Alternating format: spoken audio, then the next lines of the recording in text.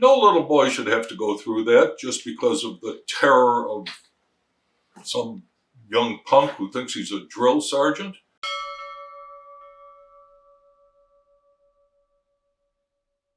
Hello, past Commodore Joe Tringali from the Academy of Yachting, coming to you again today to discuss negligence and how it can affect you and your club. I've been telling you right along that the Academy of Yachting was originally created as a resource for yacht clubs and yacht club members. And as time has progressed, we have become more and more involved with all kinds of clubs. What we were talking about today, and what we were talking about last week, in fact, what we talk about every week, are things that you really, really need to know in order to protect your club and yourself. Last week we talked about negligence, and I explained how, as an officer and director, you can be held personally liable even though you did not actually perform the negligent act. And I said to you that the courts have held, if you voted for this to take place, even if you were not there when it happened, even if you were off in some other city, if you put the wheels in motion, you are liable for damages. You're personally liable. Last week we talked about damages. Today we're going to talk about gross negligence, and that means punitive damages. In negligence cases, there are two kinds of damages. One is compensatory. You lose the use of a limb and it's worth X number of dollars. By the way, there are actual cases that lay out that kind of thing. There are sets of books that deal, if you're in the personal injury part of the law, there are books that deal with how much is a leg worth and how much is an arm worth, that kind of thing.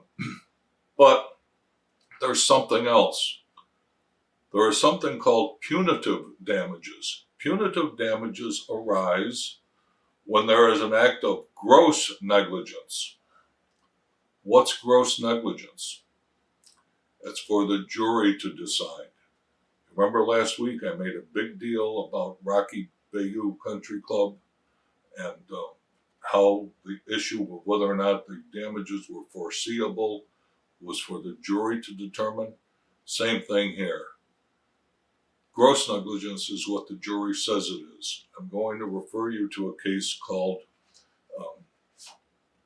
Harding, the Richards Company Incorporated versus Harrison. And the facts in this case are pretty interesting.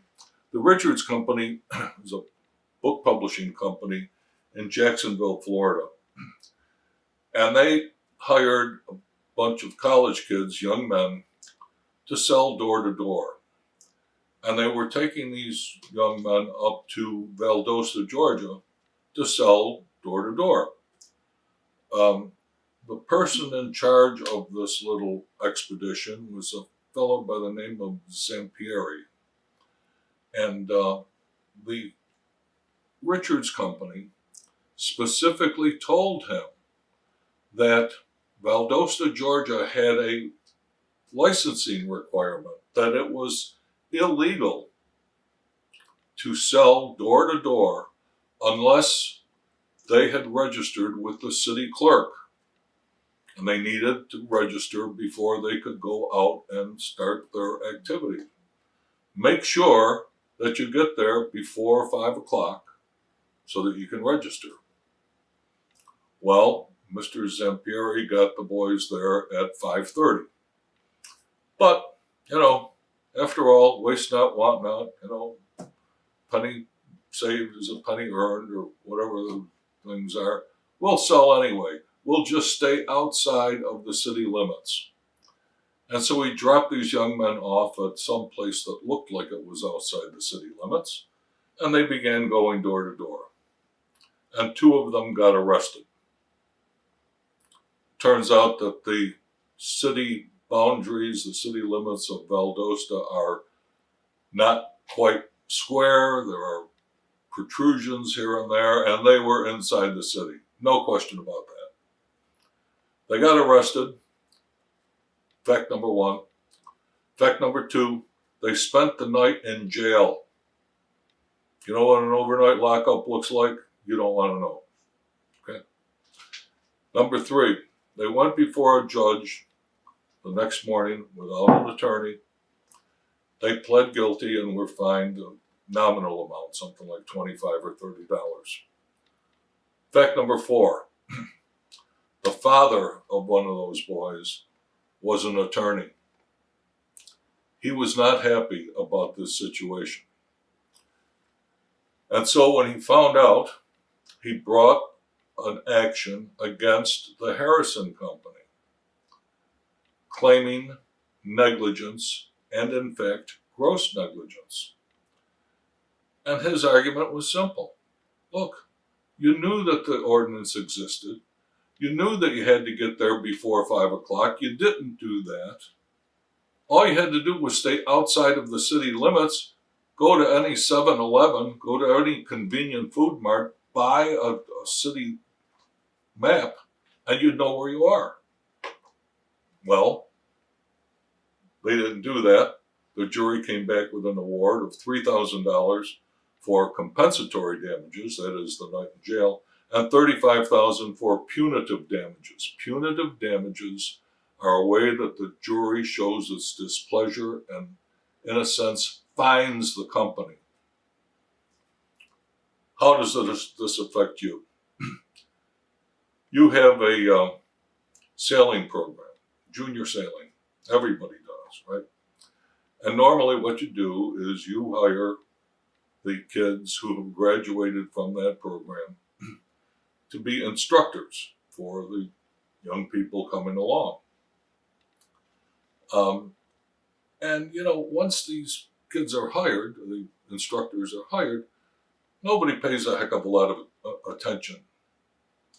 Well, it turns out that in this particular case, one of these young men, instructors, thinks that he's a drill sergeant in the Army. You know, he's 19 years old. He's a little significantly older than the kids in the program. And he likes to yell at people. And he does that a lot.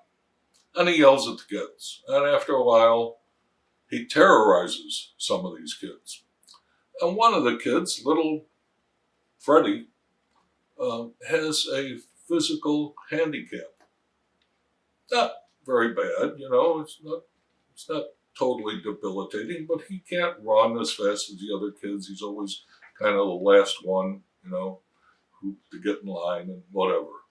And that, of course, makes Mr. Instructor Drill Sergeant go crazy. And he yells even more, and he yells at Freddie enough so that eventually Freddie, in trying to keep up with the other kids, trips and falls and breaks his arm. And he has to get that arm reset. What's a broken arm worth? Well, go to any PI lawyer, personal injury lawyer, and, you know, they'll give you an idea. But how about punitive damages? How about if I am representing Freddie in a case against your club? What is my argument going to be? My argument is going to be, ladies and gentlemen of the jury, you got these rich boat owners over here, you know, they've got this sailing program. It's kind of their do-good, you know, their do-good thing that they do for the community.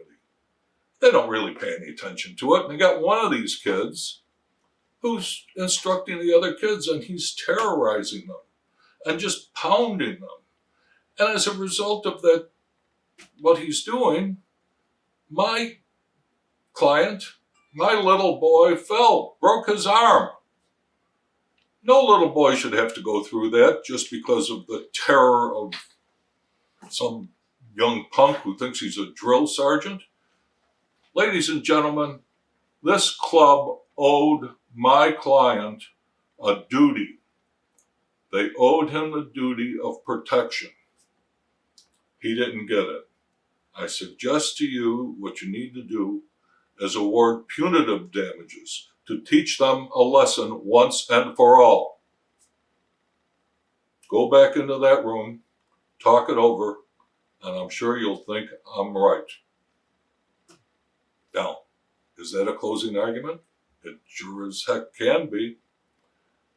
Be careful, because there is negligence, there's gross negligence, and only the jury decides which one is which. We're going to be talking more about all sorts of things that happen in terms of you, your club, and the law, and we'll continue next week. So for now, Past Commodore Joe Tringali signing off from the Academy of Yachting.